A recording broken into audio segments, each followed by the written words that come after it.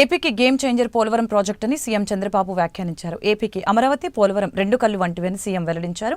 2027 నాటికి పోలవరం పూర్తి చేస్తామని ధీమా వ్యక్తం చేశారు.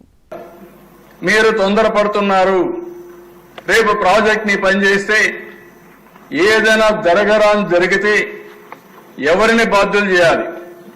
మొన్నటి వరకు పనిచేసిన ఓల్డ్ కాంట్రాక్టరా, ఇప్పుడు పనిచేసే న్యూ కాంట్రాక్టరా?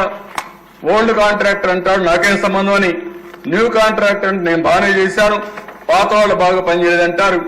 కాబట్టి సరైన నిర్ణయం కాదు, తొందరపాటు తగదు, ఆలోచించండి, పెండింగ్ పెట్టండి అంటే పీపీఏ కూడా చెప్పకుండా ఆరోగ్య దిశ నిర్ణయం చేసి రాటిఫికేషన్ పీపీఏ పంపించారు. అది వాళ్ళు ఏం చేయాలో తెలియకుండా ఈ ప్రజాస్వామ్యంలో దాన్ని వదిలేసే పరిస్థితికి వచ్చారు.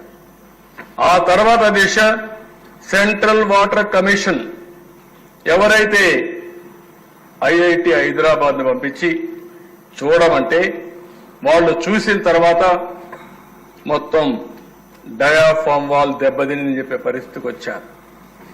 డయాఫామ్ వాల్ దెబ్బతిన దిశ దానిపైన మళ్లీ ఏం చేయాలో భర్జనపడి ఈరోజు ఇంటర్నేషనల్ ఎక్స్పర్ట్స్ అమెరికా నుంచి ఇంకా కెనడా నుంచి అక్కడి నుంచి తీసుకొచ్చి ఎక్స్పర్ట్స్ వచ్చి మొత్తం అధ్యయనం చేసిన తర్వాత 4 దిక్కల దెబ్బతినింది. ఆ రోజు 440 కోట్ల రూపాయలతో డయాఫామ్ వాల్ కట్టాం, 4 దిక్కల దెబ్బతినింది. ఇప్పుడు రిపేర్లు చేయాలంటే 490 కోట్లు అవుతుంది. కానీ గ్యారంటీ లేదు.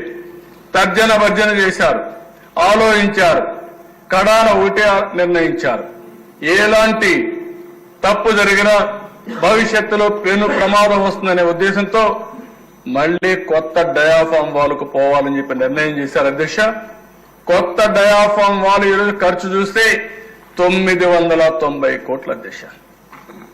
కానీ ఇమేజిన్ అధ్యక్ష, ఇవన్నీ అంటే ఒక వ్యక్తి దుర్మార్గమైన ఆలోచన, పనికిరాని ఆలోచన, బాధ్యత రాహిత్యమైనటువంటి ధోరణి, ఇవన్నీ కలిసి రాష్ట్రానికి ఒక శాపంగా మారే పరిస్థితికి వచ్చింది.